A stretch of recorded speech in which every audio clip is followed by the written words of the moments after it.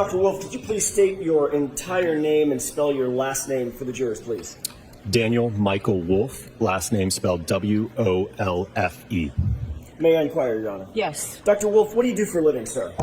I am the director of accident reconstruction at a company known as ARCCA, A-R-C-C-A. And I'm going to start right off the bat. Get really comfortable with that microphone. It's adjustable. Pull it right close to the area of your chin. It's really loud in here. Okay. Dr. Wolfe, you said you work for ARCCA, A-R-C-C-A. What is ARCCA? ARCCA is a forensic engineering consulting firm. We have a variety of disciplines: accident reconstruction, which is the group I'm a part of, biomechanics, failure analysis, and crashworthiness. And you said that your title again one more time? The director of the accident reconstruction team. And what sort of contracts does ARCCA normally engage in routinely?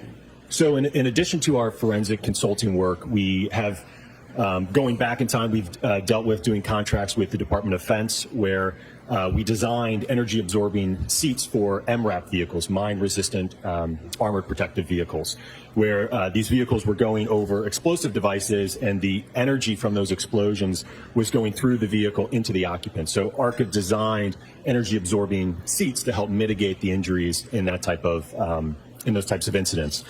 We also do work for the National Hockey League. I myself am part of that work. It has to do with scanning and analyzing player pads, but we certainly do impact testing and help set guidelines for player safety.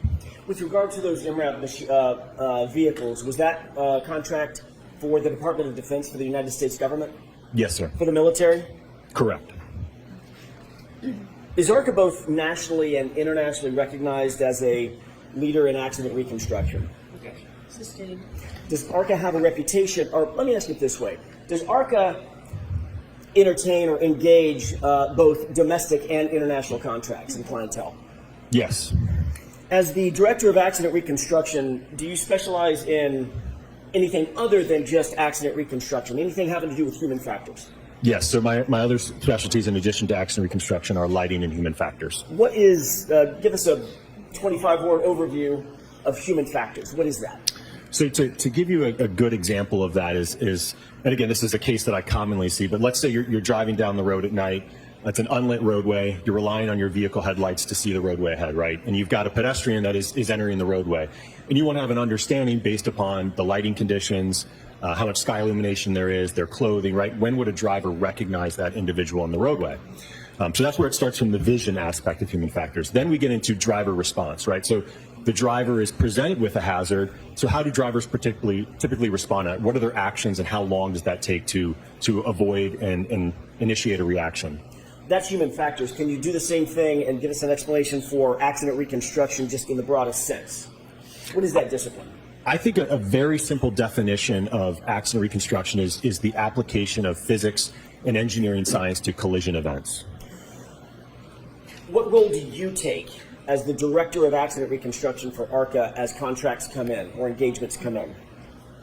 Well, my scope in cases can vary greatly. As I just mentioned, I could have a case where I'm assessing the conspicuity of a pedestrian and a driver's response time. It could be a 50-car pileup on a highway and I'm trying to figure out a sequence of events. It could be a rear-end collision where a seat back has failed in the vehicle and the occupant has sustained injuries, and we want to have an understanding of the crush, the damage, the forces. So again, it can vary case to case. Do you engage in reconstruction or attempt to engage in reconstruction of all sorts of passenger vehicles and commercial vehicles? Yes. What about motorcycles? Yes. Bicycles? Yes. Involving pedestrians and sometimes involving no pedestrians? Yes, I see all types of collisions.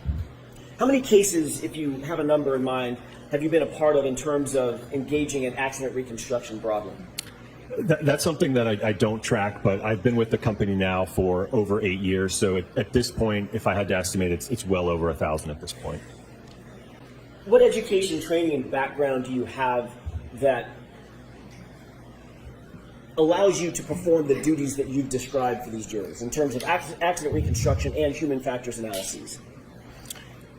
In terms of, are you looking at additional training? No, let's start with your education. I want education, training, and background, but we can do them in order. Okay, yeah, so we'll go back to 2012. I received a Bachelor of Science in Engineering from James Madison University, along with a minor in mathematics.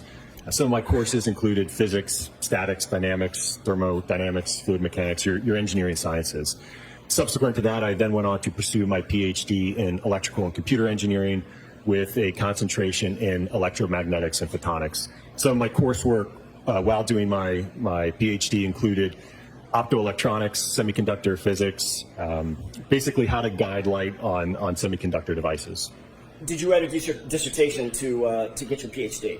Yes. What was the subject matter broadly of the dissertation that you drafted?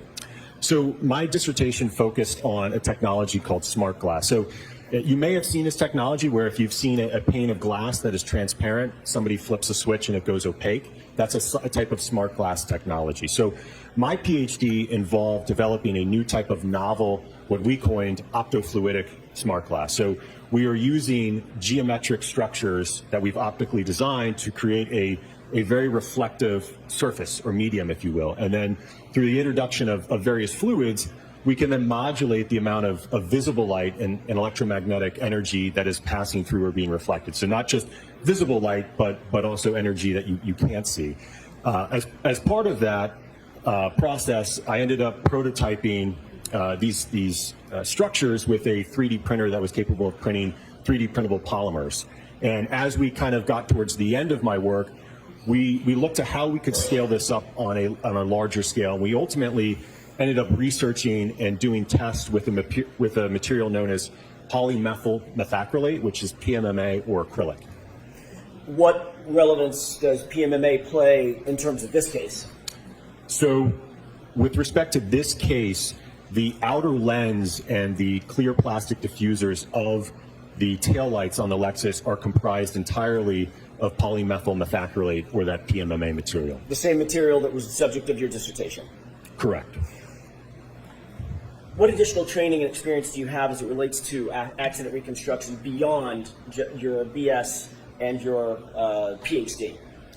So certainly the 8 years of work that I've had at ARCCA has certainly trained and taught me a lot over the last 8 years. Like I said, I've seen hundreds of collisions, all different types of accidents. But in addition to that, I've continued to take courses through Northwestern University in crash reconstruction, human factors and lighting, heavy vehicle forensics, heavy vehicle EDR downloads, Bosch data retrieval and black box downloads, photogrammetry, so a number of continuing education. Are you accredited as a traffic accident reconstructionist? Yes. By whom? An organization known as ACTAR. Is that a nationally recognized organization? Yes, sir. What does that stand for, ACTAR? The Accreditation Commission for Traffic Accident Reconstructionists. Are you trained in photogrammetry? Yes. What is photogrammetry generally? So photogrammetry is the science of extracting and measuring information in a photograph. So you don't actually have to physically inspect something to be able to get information about its measurements or where things are spatially. You can do that from a photograph alone. Is that an accepted methodology in the field of accident reconstruction to use photographs and or videos without actually having been at the scene during the course of the crash? Absolutely. It's very common. You mentioned Bosch. What is the Bosch crash data retrieval analysis? What is that generally? So generally, most modern vehicles on the roadway now have what's called an airbag control module, or more commonly known as a black box, which can contain crash-specific data in a collision. Are you a member of any professional societies? Yes. Can you describe those for us, please? So I'm a member of the Society of Automotive Engineers, the National Association for Professional Accident Reconstruction Specialists, the Illuminating Engineering Society, and the Optical Society of America. Is it fair to say that you've authored a number of peer-reviewed papers in the field of physics and or accident reconstruction? Yes. Can you describe that for us? So my most recent publication in the field of accident reconstruction deals with vehicle control history records. Publications prior to that were focused primarily on my dissertation PhD work. I think you testified that you have dealt with probably over 1,000 different types of cases. Are you able to estimate of those 1,000 different types of cases dealing with accident reconstruction, how many of those or what percentage of those have involved pedestrians? I don't know if I can give a percentage. I would certainly say it's the majority of my casework. As I mentioned earlier, Given one of my specialties being in human factors and lighting, there's a direct correlation between time of day and pedestrian collisions. We certainly see a rise as sky illumination drops and the illumination levels go down. We're having to rely on artificial light sources. So given that occurrence happens in nighttime hours and low illumination, like I said, I certainly see many pedestrian accidents. What types of pedestrian impacts have you been involved with in terms of your analysis or evaluations? All different types, everything from pedestrians being run over, running into the side of vehicles, being hit by the front of a vehicle backing up in a parking lot into a pedestrian. So I've seen it from all sides of a vehicle. What is kinematics? Can you describe that or explain that phrase or term? I think a simple definition would just be the motion of an object or a body. Have you done any testing as it relates to kinematics and the interaction between pedestrians and motor vehicles? Yes. How many times have you engaged in such an analysis? Numerous times. We frequently and routinely do testing at ARCCA. You mentioned ARCCA has several different disciplines within it. What are some of those different disciplines in addition to accident reconstruction?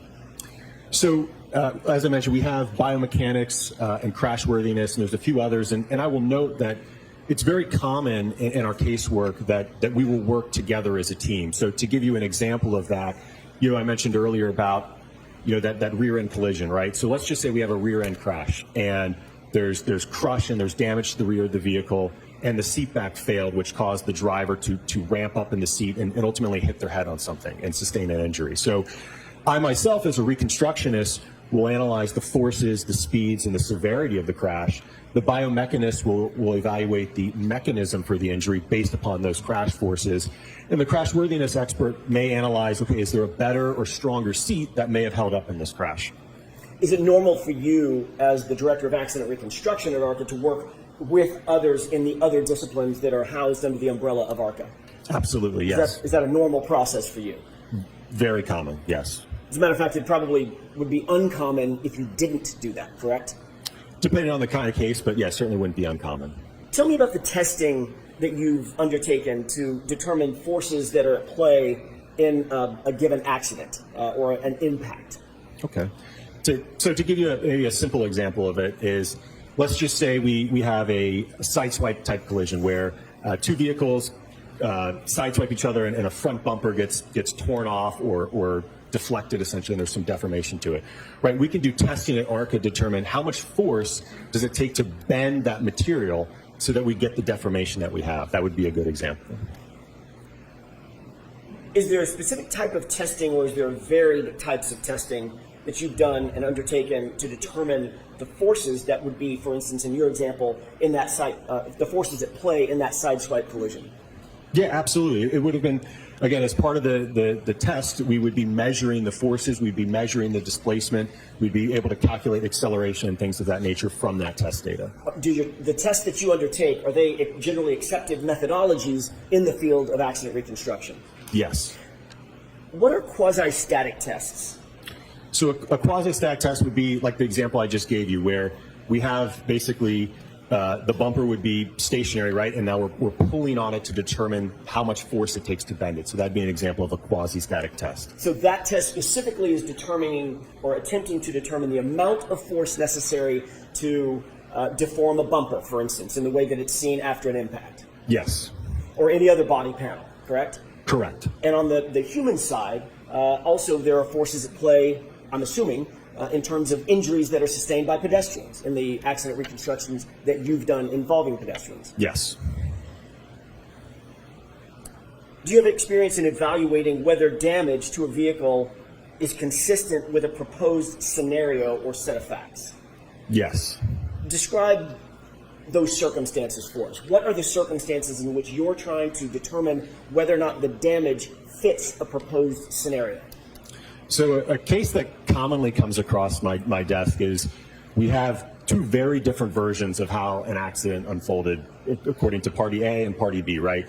And we have a set of evidence in terms of the damage to the vehicles, maybe some roadway evidence, right? So we can look at that objective evidence, utilize physics, maybe some calculations, determine whose version is most consistent based upon the damage and the roadway evidence. Is that an accepted methodology in the field of accident reconstruction? Yes. In other cases in which you've undertaken such an engagement to determine whether or not the physics or the physical evidence matches a particular scenario or is inconsistent with that scenario, have you been able to ultimately reach conclusions and opinions to a reasonable degree of scientific certainty in those cases? Yes. Is that normally what you're seeking, to ultimately come to an opinion or a conclusion about those scenarios and circumstances? Yes. Are your opinions and conclusions based on your education, your training, the background and experience that you've explained to the jurors? Yes. Is it also in furtherance of the scientific methodologies that you employ in order to come to those opinions and conclusions? Yes. And are those generally accepted in the scientific and accident reconstruction community as a proper methodology to come to opinions and conclusions of that nature? Yes, sir. Have you been qualified in other courts to testify in the area of accident reconstruction? Yes. Let's talk about how you began your work in this particular case. When you were initially retained in connection with this case, were you hired by the defense? No. Did you know who we were? Sustained. Your Honor, may we approach?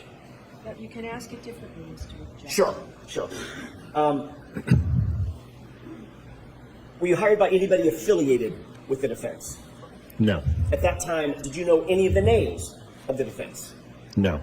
At the time that you were hired to or engaged in this case, did you even know the name Karen Reed? Sustained. Did you know any of the names or of any of the parties? Sustained. I'll see it. Sure. When you were initially hired to look at the facts and circumstances of this case, did you do so independently? In other words, were you given a series of facts and a series of data and asked, just look at these facts and look at these data and make a few determinations about accident reconstruction in this case? Yes. What were you asked to do specifically? It was to look at that evidence that we were provided and determine whether or not the damage to the vehicle was consistent with the injuries to Mr. John O'Keefe.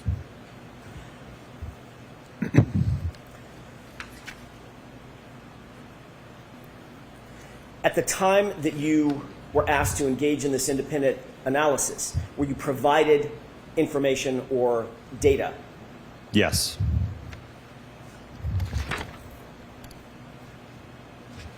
Who at ARCCA was assigned to the team that would ultimately engage in this particular analysis?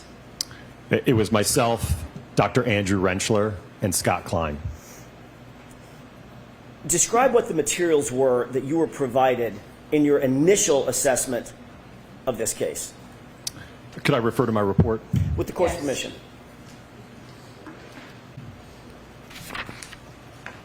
Would you like me to just go in order from the materials reviewed? That would be fine. The Norfolk SPDU homicide death report, the Commonwealth of Massachusetts Department of State Police crime scene report, OCME dispatch removal report, photographs of the incident location, videos of the incident location, photographs of the 2021 Lexus LX 570, photographs of recovered evidence, crash data retrieval report from the 2021 Lexus LX 570, report of autopsy photographs, and there was a few other items there, but those were generated internally. There were about 14 things that were listed in terms of categories of information that you were provided, or ARCCA was provided, is that right? A little less than that, because some of those, like I said, were internally generated, but yes. Why were you provided that data? What's the reason why it's important for you to get certain data as you begin your analysis? Well, we wanted to have an understanding of, or ultimately the entity that retained us wanted to have an understanding of what, I guess, the evidence that we would need to reconstruct this. Did you get enough information to engage in a fulsome analysis, an accident reconstruction, in terms of the initial request by the entity that hired you? Yes. In terms of our scope, yes, we had sufficient information. Were you able to review photographs of not only the Lexus involved, but John O'Keefe's body? Yes. Did you use those photographs in furtherance of your analysis? Yes. Did you use the reports detailing scenarios or possible scenarios in furtherance of your analysis? From what I recall, I don't believe any of the reports indicated any type of theory or understanding of how the accident occurred. Were you asked to determine whether or not certain scenarios could be possible? I don't recall them giving us any scenarios to evaluate. They essentially left it in our hands. Here's the evidence. What do you think happened? That was an open question, correct? Correct. All right. Did you engage in an analysis that basically allowed you to think of any scenario? I think that's fair, yes. In your initial analysis, did you note damage to the vehicle? Yes. Describe the damage. Let's start with the vehicle. Describe the damage that you noted in furtherance of your analysis. The primary damage was to the right rear taillight on the quarter panel section. The majority of the outer red lens was broken and shattered, as well as some of the underlying components and diffusers that are underneath that outer layer, as well as some damage to the back portion of the taillight. Can I stop you right there? Describe when you say the outer lens material and some interior material as well was damaged. Describe that in detail for us. So the outer lens is red, and it's about 5 millimeters in thickness, and it basically encompasses the majority of that quarter panel taillight. And then there's a small segment that is clear that is for the turn signal indicator, which is yellow. Underneath that 5 millimeter thick red lens, there are additional diffusers that run along the bottom. There's two rows of those, I believe, and then they also go up vertically on the side, and those are clear. And I think the thicknesses of those are about 3 millimeters. Is 5 millimeters of PMMC, have I got that right? PMMA? You'd call it acrylic. That's the more common name. Easier for me. Is 5 millimeters of that acrylic, that outer lens material, is that considered thick or thin in terms of just sort of what we'd see on a taillight? I would describe that as a pretty thick piece of plastic. It's certainly by no means. You can't, if you had a segment of it and you try to bend it, it's not going to bend. Okay. In addition to that outer taillight material, that acrylic, in terms of the information that you received, did the interior acrylic also have damage to it?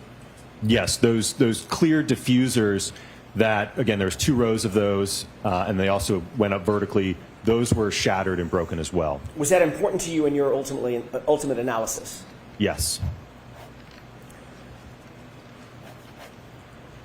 Did you note any superficial scratches or dents anywhere on the tailgate area or the liftgate area? Yes, there was a dent and some paint chips, if you will, above the liftgate taillight assembly. So again, that next to that quarter panel taillight, there's another assembly that is on the liftgate, and there was a small dent and some paint chips at that area.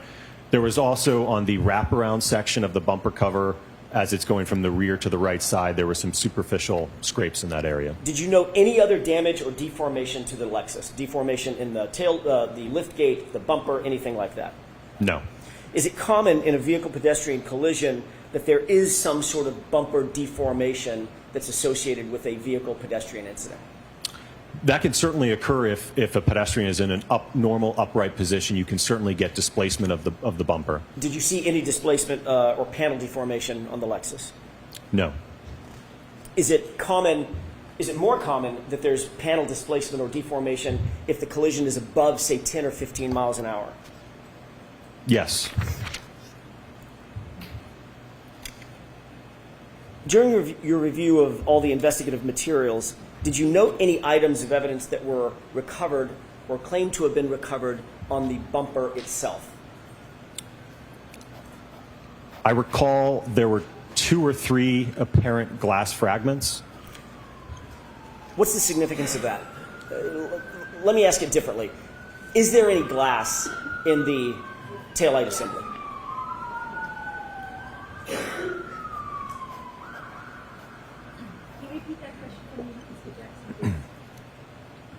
May I ask that again? Yes. Is there any glass in the taillight assembly? No.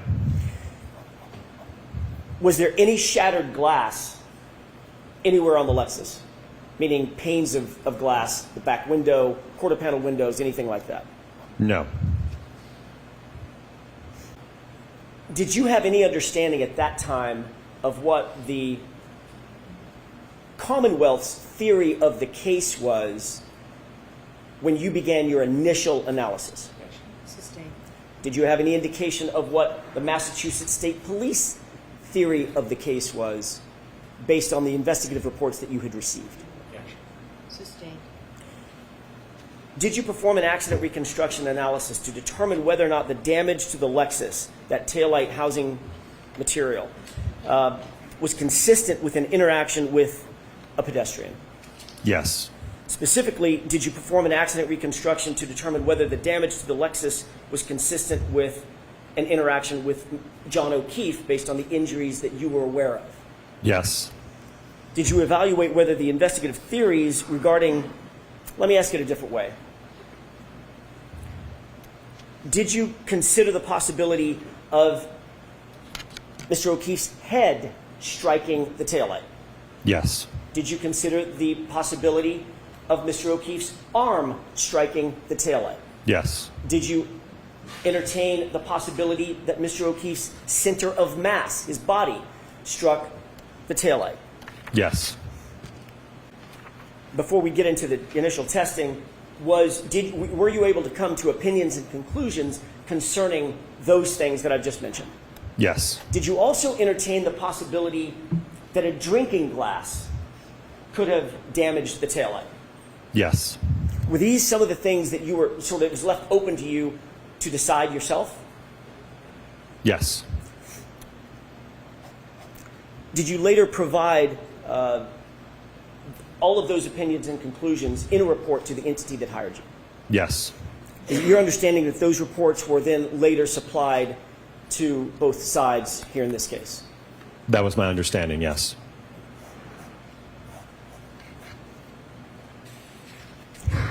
Did you testify about those initial testing opinions and conclusions at a proceeding last year? Yes. Let's talk for a second about that initial testing that you conducted in connection with this case. When approximately did you begin your testing? And I'm going to phrase it as your initial testing, the testing that you testified to about last year. When did you start that initial testing? From what I recall, it would have been late 2023 into early 2024. I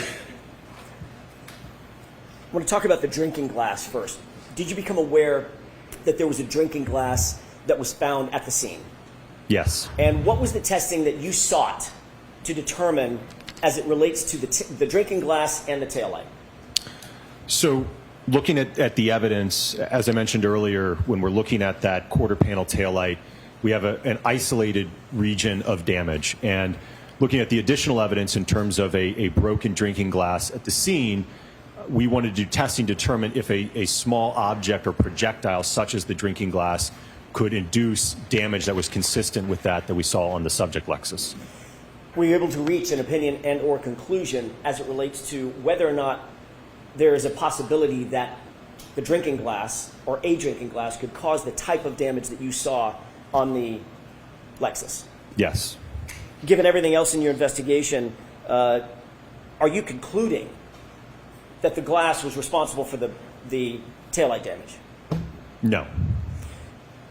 However, you did seek to determine whether it was possible, correct? Sustained. I'll ask it a different way, Your Honor. What testing did you do, did you undertake in furtherance of that specific, answering that specific question? Could the glass damage the taillight? Right. So we designed a pressurized cannon that was capable of firing the drinking glass into the taillight at various speeds. We aimed for speeds of 30 and 40 miles an hour. Our achieved speeds were at 31 and 37 miles per hour. And we found that in the 37 mile an hour impact, and again, this is to emulate or simulate an individual throwing a drinking glass. The purpose of the cannon, if you will, was to be able to hone in on a speed precisely and obviously aim for that target. So it would just serve as a means of getting that projectile to the taillight in a means that we could measure it. And what we observed in the 37 mile an hour test is that we got damage that was generally consistent with that of the subject taillight, and that there was a large portion of the outer lens that was shattered and fractured, as well as the underlying clear plastic diffusers and chrome piece.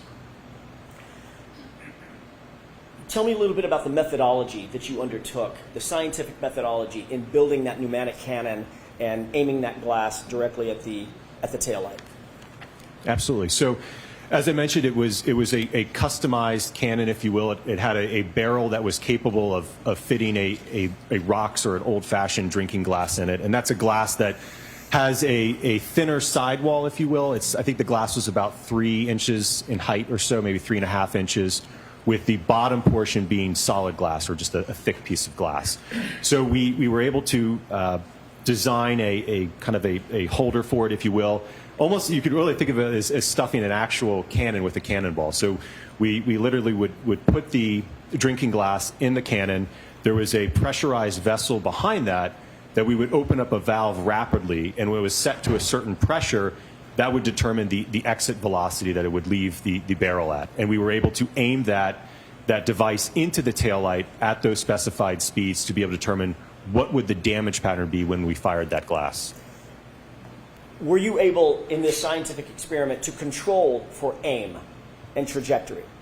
Yes. Were you able to control for velocity or exit speed of the glass? Yes. Were you able to control for damage patterns as it pertained to both the glass as well as the taillight at which it was aimed?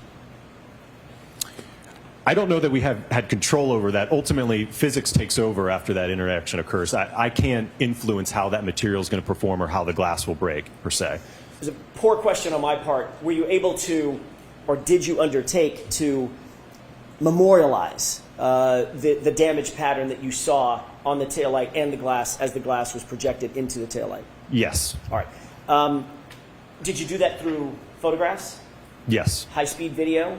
Yes. And all of that was memorialized in your report? Correct. Your Honor, may I approach? Yes.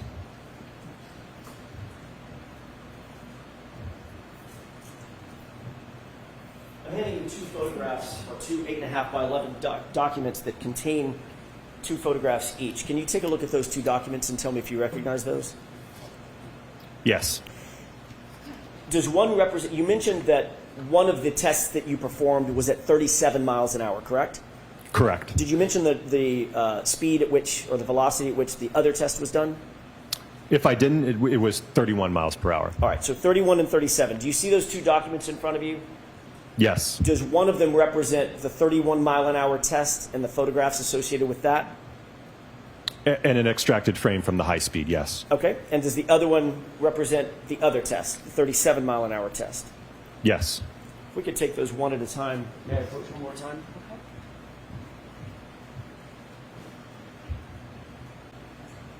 Course permission, I'd like to exhibit 213. I'm sorry, present exhibit 213. Okay.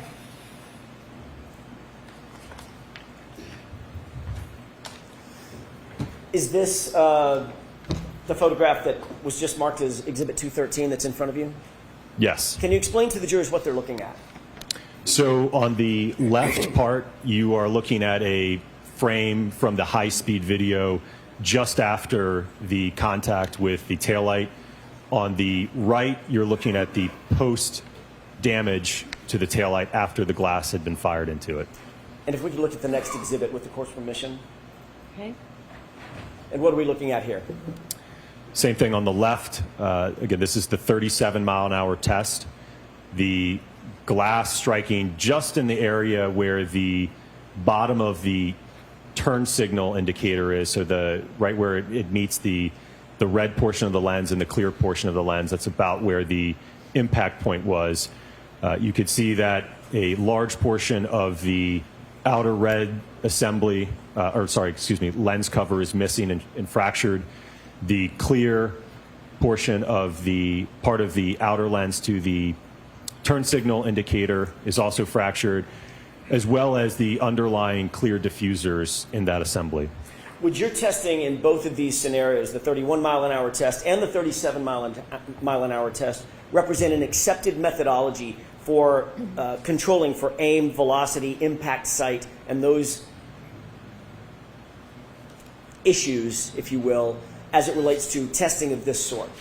Yes, we were able to control those variables. And is that an accepted methodology in the area or the field of accident reconstruction?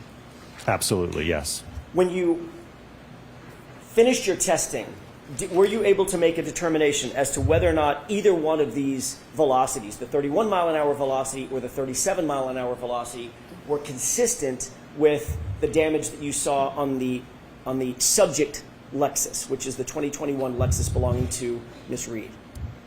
Yes, from the 37-mile-per-hour test, we are getting damage that's generally consistent, and that I mentioned we have portions of the outer lens missing, the underlying diffuser. There was also some fracturing on the backside of the assembly. So again, we observed damage that was generally consistent with that of the subject taillight. And that was the 31 or the 37? The 37. The 37. What about the 31? Didn't have enough energy to create that damage. So were you able to conclude, in your opinion, whether or not the velocity of that glass hitting the taillight would have to be somewhere in the vicinity of 37 miles an hour, well above 30 miles an hour? Well above, and it certainly could have been above 40 miles per hour per se. I mean, we may have actually blown out more of the outer lens had the speed increased. Did you have any information in the data or documents that you reviewed associated with this case, for instance, that John O'Keefe had a pneumatic cannon with him out there? No. Okay. So obviously, well, let me ask a different way. Based on this series of tests, were you concluding that the damage on the taillight conclusively was the product of a glass being hurled into the taillight? Objection. Sustained. Were you concluding, or did you opine, that the damage to the taillight came from a drinking glass? No, I gave an opinion that the damage was generally consistent with that in the test, compared to the subject taillight. But only in the circumstance where the glass is being hurled at 37 miles an hour, correct? Sustained. Can I ask it differently? Under Mr. what circumstance did you determine that it was consistent with a drinking glass? If that drinking glass, again, the purpose of the test was to do a test to evaluate or simulating somebody throwing a drinking glass at the taillight. So that's what that test was to demonstrate. Understood. Let's turn to another test that you undertook regarding the head injuries that you became aware of. Did you become aware of, in the data that you received, that Mr. O'Keefe had suffered head injuries to the back of his skull? Yes. What sort of testing did you do to determine whether or not and under what circumstances that head injury may be connected or associated with the damage to the taillight? We performed a drop test with a hybrid 3, so that's an instrumented anthropomorphic test device to be able to measure the accelerations on a head form and observe the damage to an impact to the taillight. What is an ATD, anthropomorphic test device? So it's a device that's commonly used in our field, and it's certainly approved by the federal government to evaluate crash forces and occupant kinematics, or I should say occupant crash forces. So it's a device that reconstructionists and biomechanists typically use or commonly use to be able to evaluate, like I said, whether it's forces in a motor vehicle, or let's say you have something being dropped on somebody's head or an impact to somebody's body part, right? We can use that instrumented dummy to evaluate and measure the acceleration and the forces. Another word or another phrase often used in association with ATD devices are crash test dummies, correct? Correct, yes. Why was it important to do a drop test?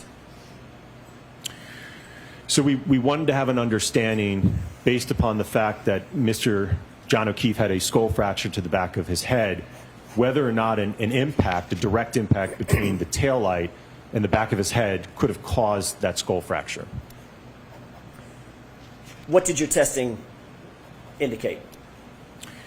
When we did the test, the impact to the taillight was at 15 miles per hour, and we observed that the damage to that taillight was significantly more than the subject taillight at the 15-mile-an-hour speed.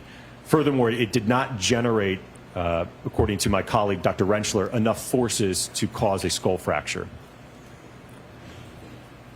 So ultimately,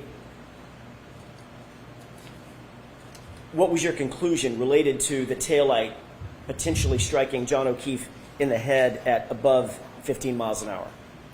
From a damage perspective, it was inconsistent. Inconsistent. Correct, inconsistent. Did you consider temperature and control for temperature in any of your testing? Yes. Why is that important? Well, that will affect how that, we've talked a lot about that acrylic material of the lens. That will certainly affect how it fractures, so we absolutely controlled the temperature during these tests. How did you control for temperature? So we had them sit overnight in chest freezers to get them to the desired temperature, which for our original set of testing was at 28 degrees Fahrenheit. We then rapidly moved them to our test fixture, and then they were fired almost immediately after that. And when you're talking about them, you're talking about exemplar taillights. Correct, yes. Are those exact replica taillights that you would find on the 2021 Lexus SUV? Yes. Okay. After your testimony in the first proceeding last year in the spring of 2024, were you ultimately contacted by the defense in this case? Yes. When were you contacted by the defense? I know that I had reached out to you, I believe it was in February of this year, because I think I saw some things in the media and was just wondering what was going on. Sustained. Just when? Just a date, Dr. Wolfe? I don't know if I could give a specific date. If I had to estimate, sometime in February or March, probably. Were you still under contract with the other entity that hired you? Sustained. At some point, you and I spoke, correct? Correct. And that was, you believe it was February of 2025? Yes. Had we spoken at all between the end of your testimony at the proceeding last year and February of 2025? No, that was the first time. Did I ask you anything about retaining you? Not at that time, no. At some point, subsequent to that initial discussion in February of 2025, did we have another discussion about the potential of retaining you? Yes. Tell me about that. When was that? From what I recall, it was sometime in March, and we were trying to figure out. Sustained. Next question, please. Did I ask you if you were available to be retained by the defense? Sustained. May we approach? Okay.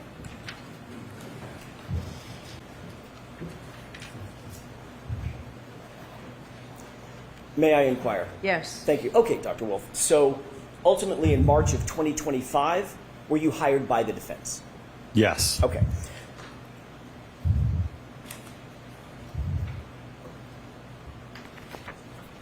Were you asked to do anything or to review anything from the Commonwealth and any of their experts in relation to testing that was undertaken by them regarding the Lexus and Mr. O'Keefe?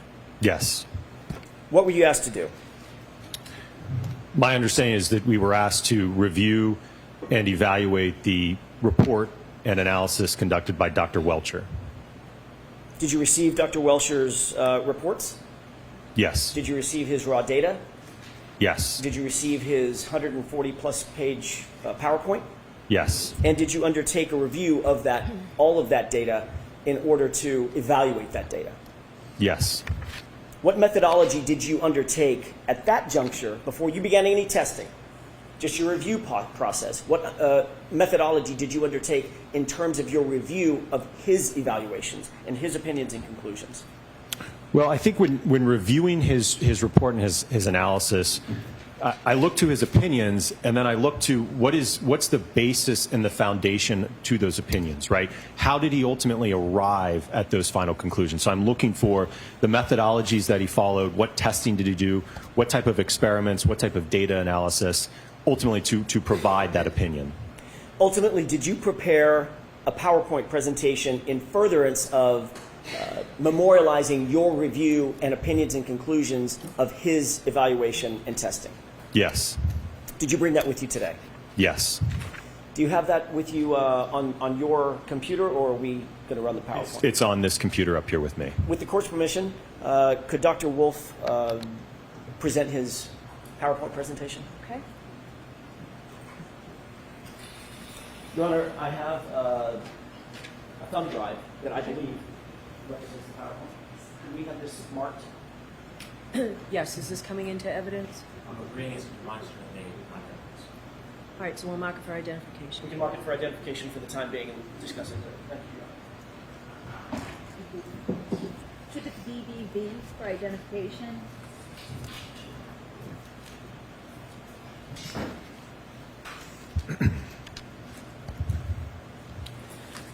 May I proceed, Your Honor? Yes. Dr. Wolfe, do you see what's displayed or presented up on the TV screen? Yes. All right. Do you have with you, by the way, just a matter of housekeeping, something called a spotlight? Yes. Something that can do whatever spotlight does that? Yep. Okay. Yes. I may ask you to employ that, or I may take it from you at some point as we're discussing this. Do you recognize what's on the screen? Yes. What is this? This is my PowerPoint with just the first page, the title. If we can move to the next slide, please. Describe what we're looking at in this slide. This is from Dr. Welcher's PowerPoint presentation, slide 121, in which he's indicating that there are lacerations on John O'Keefe's right arm and forearm, and he's indicating in this slide that the location and orientation of the lacerations on John O'Keefe's right forearm and arm are consistent with the geometry and orientation of the right rear taillight of the Reed 2021 Lexus LX 570. In coming to your opinions and conclusions, and I know this is a mouthful, did you consider the opinions and conclusions of Dr. Welcher in conducting your analysis and your ultimate testing? Yes. Did you rely on Dr. Welcher's report and his PowerPoint in reaching your conclusions and opinions ultimately in this case? I don't know that I relied on it. Certainly, I utilized them to have an understanding of what his basis was for his opinion and what his opinion was. Ultimately, at ARCCA, we did our own independent testing to evaluate that. So just to be clear, I'm not asking Dr. Wolfe if you agreed with his opinions and conclusions. I'm simply asking, did you rely on those in order to come to your opinions and conclusions? Did you incorporate them? Sustained is to the floor. Did you agree ultimately with Dr. Welcher's opinions and conclusions? Sustained. You certainly were aware of what his opinions and conclusions were, correct? The form, Mr. Jackson, on that one. Were you aware of Dr. Welcher's opinions and conclusions?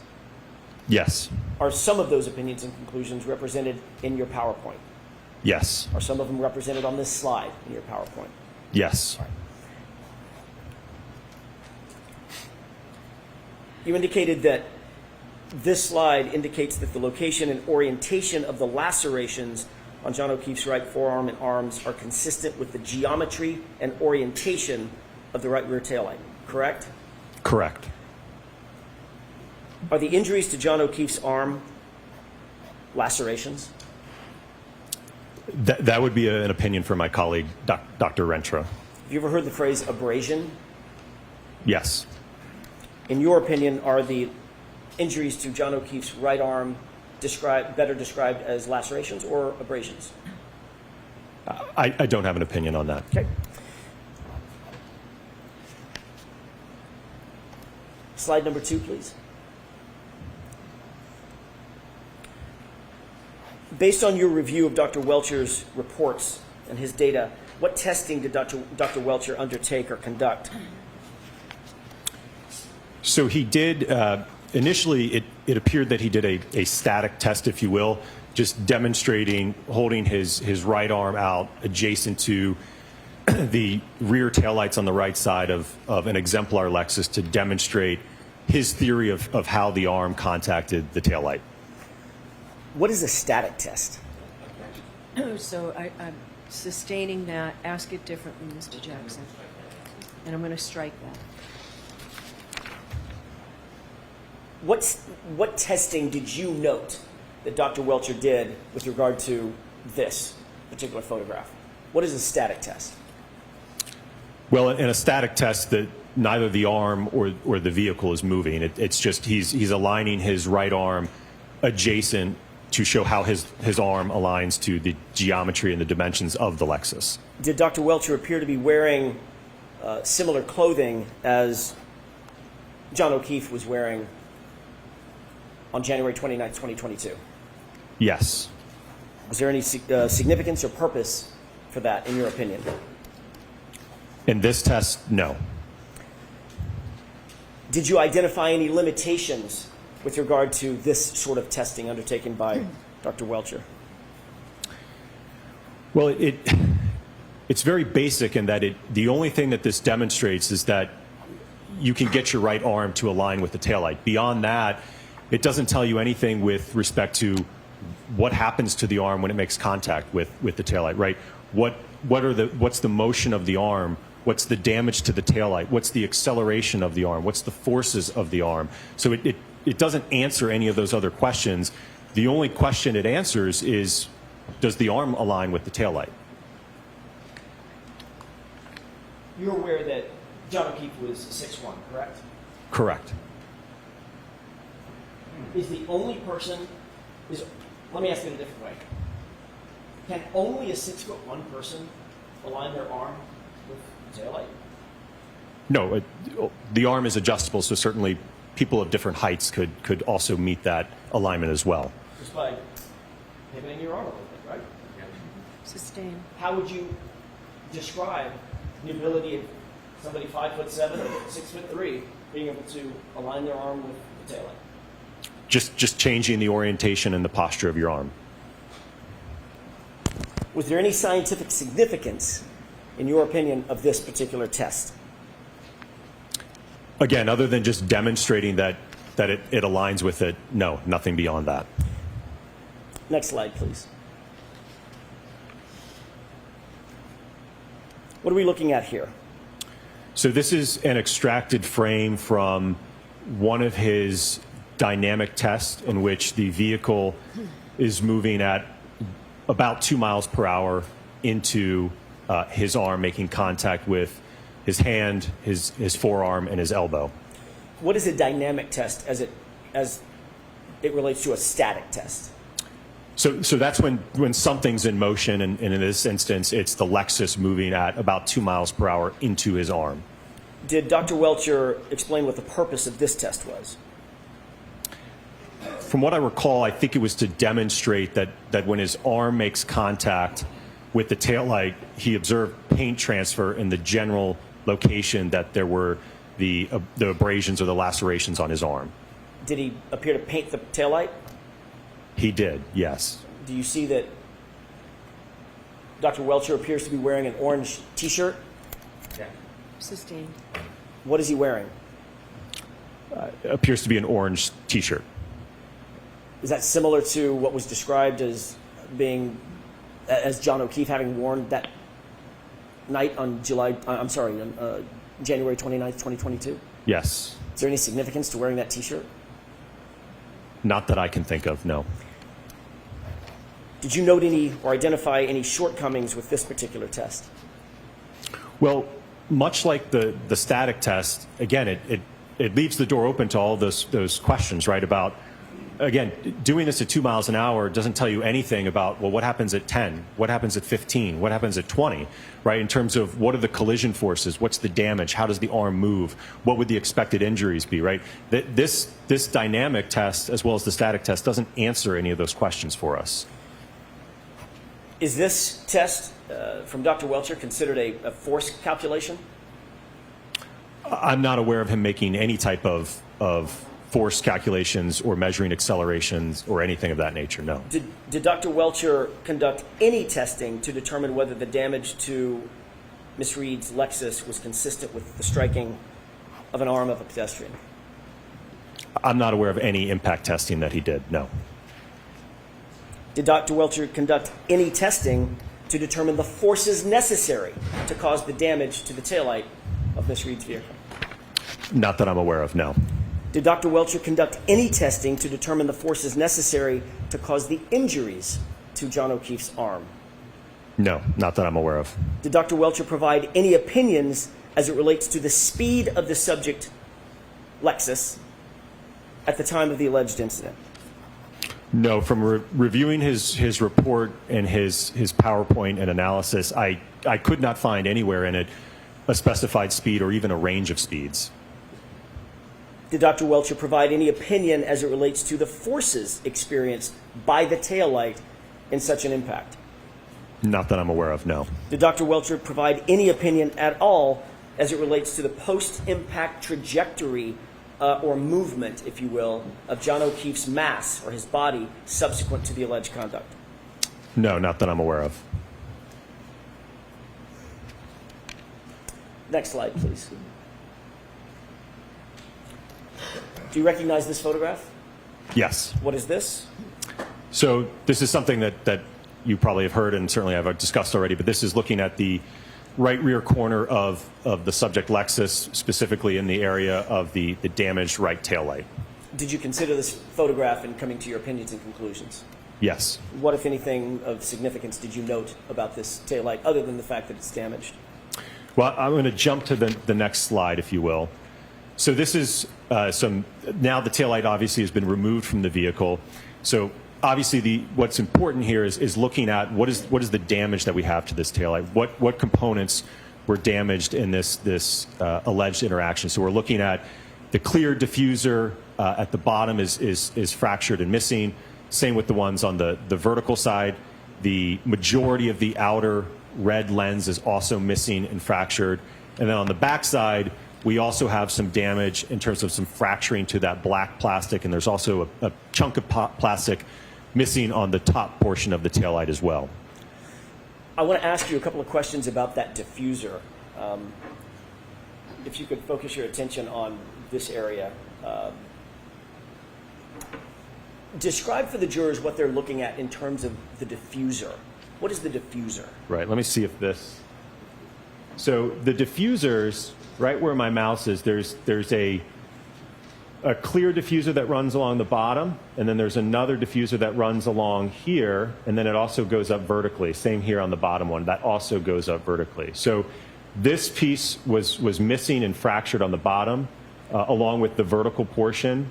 The chrome piece here you can see is also fractured and damaged, and then the kind of the second tier, if you will, that clear diffuser was also fractured and broken on the upper section as well. Was that of significance to you in your review of the damage to the taillight? Yes. Why? Well, because that tells me that we have to have enough force and energy to break, we talked about earlier that 5mm thick red outer lens. We have to have enough force to be able to get beyond that to now start penetrating into the interior components of the taillight to get to, again, those clear diffusers and certainly cause damage to get induced out the back end of the taillight as well. May I have just a moment more? Yes.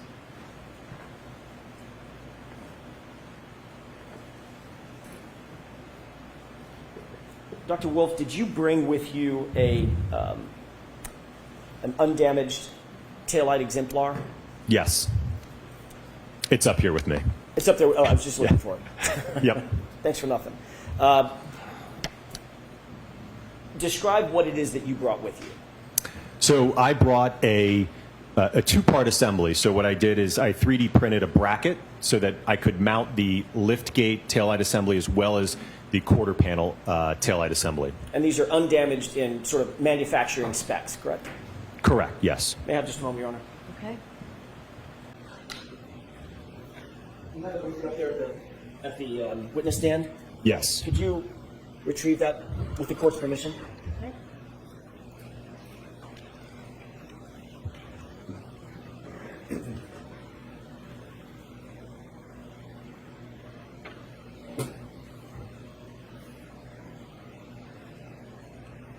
If you could remain standing for just a quick second.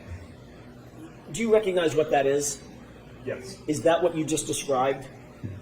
Correct, yes. Describe it one more time for the court and the jury. What is it that we're looking at right here? So this is an exemplar set of taillights from a 2021 Lexus LX 570. On my left side here, this is the liftgate taillight assembly, and it's attached to the quarter panel taillight assembly. And I will note it's not normally like that. Obviously, you can't have a connector, else you wouldn't be able to open the liftgate, but I've printed a bracket back here so that these can remain as one unit. Your Honor, with the court's permission, I'd like to have that marked as next in order. Is that coming into evidence? Yes, if possible. Is that okay? Okay. 250. Yes.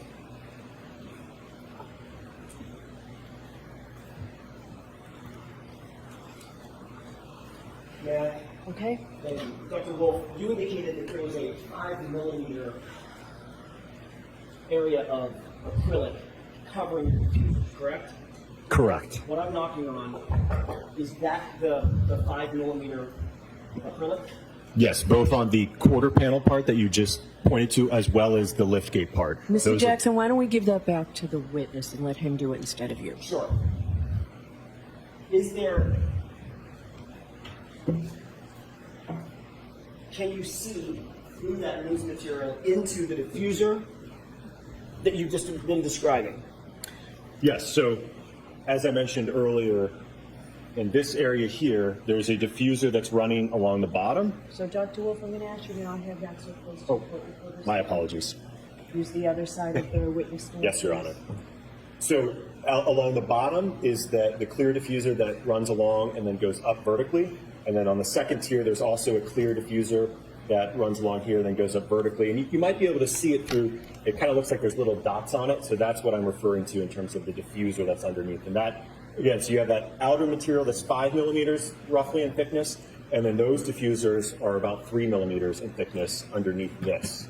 Could you make a determination, and you can go ahead and have a seat. Well, actually, you may not want to. Could you make a determination of the space, the gap between the outer plasticine area, the outer acrylic area, and the internal diffusers? You could just estimate that gap? If I had to estimate, I'd probably estimate around an inch, maybe inch and a half. Okay. You indicated that something was of significance to you in this photograph about the diffusers on the subject taillight, correct? Correct. Describe, now that you're holding that, what was it that was of note to you, Dr. Wolfe?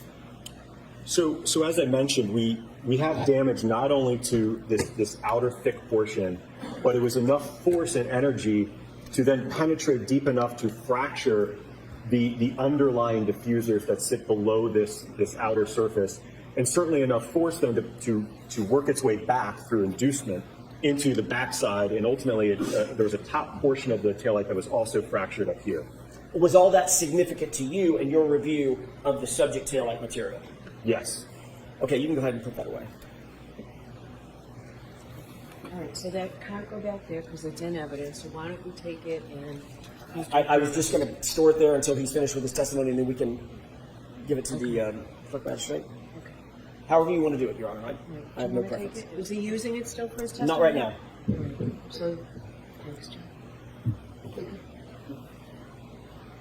Thank you, Your Honor. Okay? May I continue? Yes. Can we go to the next slide? What are we looking at here?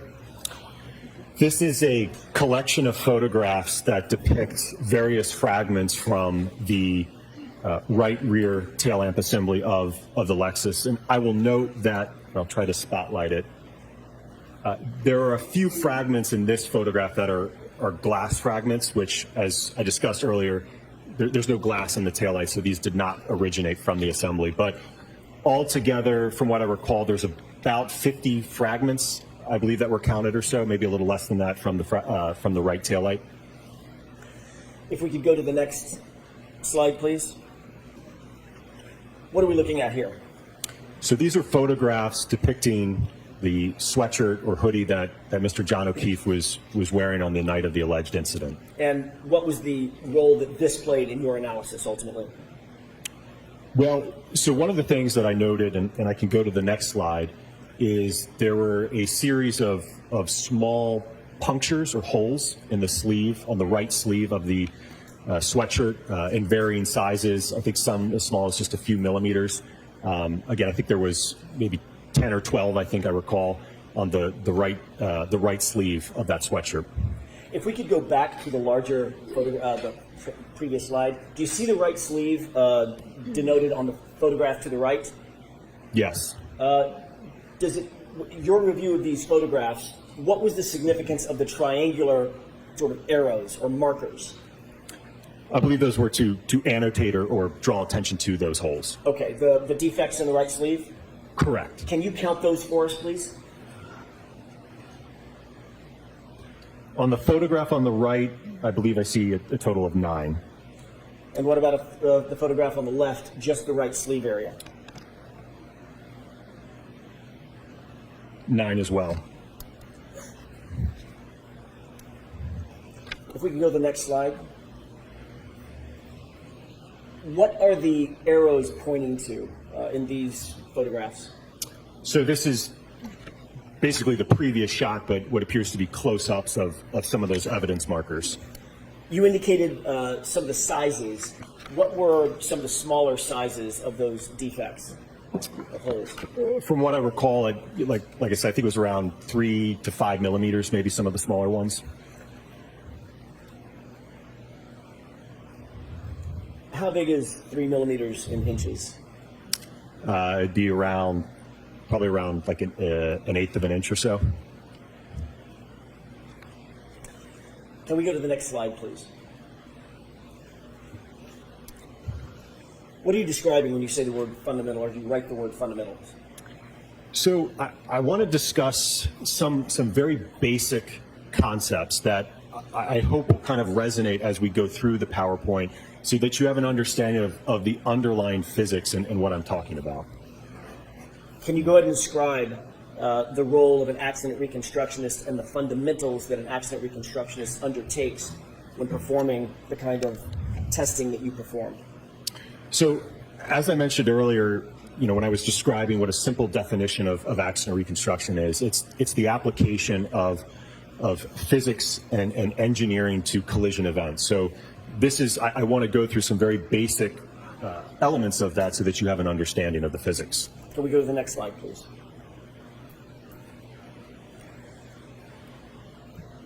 What are we looking at here? So this might be something you all remember back from high school physics, but even though it's been around since the late 1600s, we still use these laws today.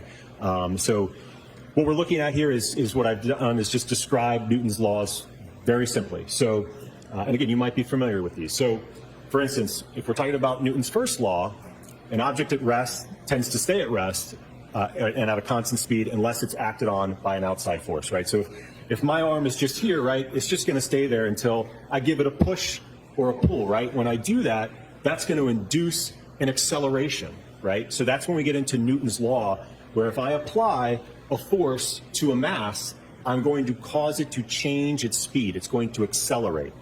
And then Newton's third law, basically the law of reaction, indicates that when I push on my arm, there's also an equal and opposite force going back to my hand that I'm pushing with. What role did these three very fundamental laws of physics play in your reconstruction or your ultimate opinions and conclusions following your accident reconstruction in this case? So when we're talking about the concept of acceleration, what you will see in the dynamic test that we did and conducted, we measured the acceleration of an arm when it's impacted by a taillight. If we know the mass of the arm and we've measured the acceleration, we can use Newton's second law, which is force is equal to mass times the acceleration, to calculate what that force is applied on the arm, which ultimately you will hear from my colleague, Dr. Rentschler, to talk about that. Is that broadly considered a force analysis? Yes. What role did force analysis, your force analysis, play in the accident reconstruction that you did or you undertook in this case? Well, there's certainly going to be a correlation between the impact speed and the damage that we see. The higher the impact speed, the greater the force. So from my perspective, I was interested in the speed and the force to look at what's the observed damage to the test taillights that we did. Do you think that's fundamental to an accident reconstruction? Yes. Did Dr. Welcher engage in any force analysis with regard to John O'Keefe's arm and the taillight? Not that I'm aware of, no. Let's move to the next slide, please. What are we looking at here? So don't be too afraid. This is some really simple equations that I want to show you. So that first one, delta V. So what do I mean by that? That simply just means you could think of delta, change in. So change in velocity. So if you look at that equation, the change in velocity, really simple. If I've got an object that's, let's say it's initially, for what V naught is, initially at 0 miles per hour, I hit it, and it's now moving 10 miles per hour. That means it underwent a change in speed of 10 miles an hour and is moving at that velocity. Acceleration is essentially how quickly did that velocity change occur, right? Did it go from 10 miles an hour in a split second, or did it go to 10 miles an hour over a few seconds? So depending on the timing of how quickly that change in velocity occurred will determine what the acceleration is. And as I've already mentioned on the previous slide with Newton's second law, we can then take that information about acceleration and apply it to, if we have a known mass, to calculate what the force on that object is. How did these math equations, delta V, acceleration, force, how did these play into, what role did they play in terms of the accident reconstruction here, in this case? Well, they're extremely fundamental. And I think as we go through the PowerPoint, you will have an appreciation and understanding of what these concepts are. You'll see that I have plotted graphs with acceleration that shows the rate in that change in speed over time. You will see graphs of delta V, so the change in speed of the arm as it's being impacted by the taillight. And then ultimately we can calculate the force of that impact to be able to assess whether or not there's a mechanism for the injuries. And as I mentioned, that'll be my colleague, Dr. Rentschler, that will discuss that. Can I ask you about delta V specifically? I'd like to focus on that for a second. Is that okay? Yes. When you say that that equation suggests or dictates that an object that is struck by another object with mass moves up to the same speed of the object that struck it, describe that in a little bit more detail in colloquial terms, if you will. Sixth grade terms. I'm sorry, can you rephrase the question? Probably not. Because I don't understand this as you. If an object does delta V describe the circumstance in which you have an object that may be at rest and it's struck by another object moving, is that calculating the speed at which the object that is struck moves to the same speed as the object that's struck? So that's sustained. Just ask him a simple question, let him answer. Easier said than done. Sure. Can you describe in more conversational terms what delta V is describing in terms of that math? Right. So let's just give an example specific to this case. If the majority of the arm is struck by a 6,000-pound vehicle moving, let's say at 20 miles an hour, that arm will experience a change in speed. It'll go from 0 up to about 20 miles per hour due to that impact. So that would be the change in speed. If my arm is at rest, stationary, is impacted by a 6,000-pound vehicle, it's going to change its speed up to roughly what that impact speed is. And what about acceleration? What are you describing, or what is math or physics describing in that equation in terms of the time it takes for that arm to now move from 0 to 20? Right, so that's how quickly that change in speed is occurring. So to give you maybe an example you're more familiar with, let's say you're driving down the road, you come up, you see a red light at the intersection, right? You're going to get on the brakes lightly, and your vehicle is going to change in speed, right? It's going to slowly decelerate. Let's say you're driving and a deer jumps out in front of you, you got to slam on the brakes, right? You're going to change your speed much quicker. So that's an example of two different rates of acceleration. One where you're mildly braking, right? You're going to coast down slowly. versus a sudden, emergency in front of you like a deer. You're going to slam on the brakes, and your speed change is going to be it's going to happen much quicker with that acceleration rate. Are there circumstances in which the acceleration can be from 0 to, say, 20 miles an hour in milliseconds? Yes, when we're talking about impact durations, especially of this nature, yes, they're not going to be, we're not talking about the impact occurring over a second, 2 seconds. That's extremely long. Even a duration of a couple hundred milliseconds in the context of this is considered long. And then, of course, the force calculation is associated with the delta V and the acceleration calculations. Is that right? Correct, yes. In what way? What are we looking at in terms of that a little bit more complex calculation? Absolutely. So if you look at the bottom equation there, where I have force is equal to mass, and then that top component is the change in speed, right? That delta V, V1 minus V naught, divided by the change in time, T1 minus T naught. So if you substitute in that equation, right, that's delta V over delta T, which is acceleration. So there's a relationship between all of these equations. And do all of these equations, or did all of these equations assist you in coming to determinations and opinions and conclusions concerning this case? Yes. Are these normally accepted methodologies in determining delta V, acceleration, force, all the force dynamics or impact dynamics in an accident reconstruction? Absolutely. They are the core of physics. Can we go to the next slide, please? What are we looking at here? Scientific method. What does that mean? So the scientific method is a process that scientists typically use to be able to reach conclusions. And so you can think about it in this case, we make an observation, right? We have injuries to the arm. We've got a damaged taillight. So let's try to do some research to figure out, okay, has anyone done testing with that, right? Has anyone hit an arm with the taillight, see what happens, see what the forces are, right? And then we start to make a hypothesis, right? So what happens, it's kind of an if-then statement. If the arm contacts the taillight, does the taillight break? Does it not break, right? What's the hypothesis there? And at least my understanding of reviewing Dr. Welcher's work, it appeared to be that his hypothesis... Sustained. Next question. Sure. Did you review, well, let me ask a different question. Going back to the calculations previously, the delta V, the acceleration, the force calculations that you described to the jury, did you see anywhere in any of Dr. Welcher's reports or his data that he undertook those core calculations? No. With regard to the scientific method, did you see whether or not Dr. Welcher followed this scientific method as you're explaining it to the jury? Sustained.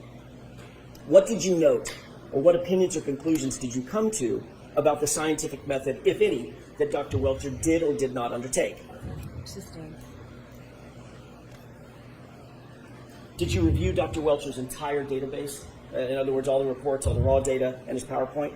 Yes. Did he undertake the scientific method as you know it? Right, so that's sustained. Continue to describe the scientific method as you know it and you employ it. Certainly. So, again, from reviewing Dr. Welcher's report, he indicated... Sustained. I'm going to see your sidebar. Dr. Wolfe, may I inquire, Your Honor? Yes. Dr. Wolfe, where are we on the chart? I've lost my place. I think hypothesis. Okay. Let's describe, if you would, please, what role hypothesis plays in the general scientific method.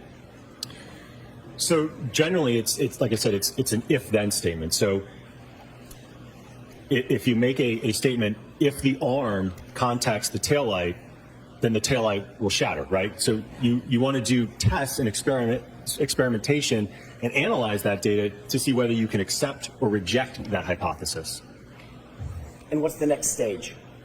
So as I mentioned, after hypothesis, it's once you've determined that, what your hypothesis is, you want to test with experimentation, analyze that data, and that certainly may be an iterative process that you do multiple times to then be able to draw a conclusion from that analysis and testing. What's the next stage? to basically report those conclusions and findings. Why is it important to report those conclusions and findings? Well, I think so that you can, whether you can accept or reject the hypothesis that was put forward earlier. Do you have to analyze the data following the testing that you undertake? Yes, like I mentioned, I think it's an iterative process, because certainly you could do one test and it may not be clear what the answer is at that point, so you may have to do additional tests to basically parametrically evaluate your hypothesis. Did you see this well, let me ask you first, did you undertake this scientific method with regard to your reconstruction or your testing in this case? Yes. Did you observe this same scenario in Dr. Welcher's report? Sustained as to that point, Mr. Johnson. Did you see this undertaken anywhere else? Sustained there.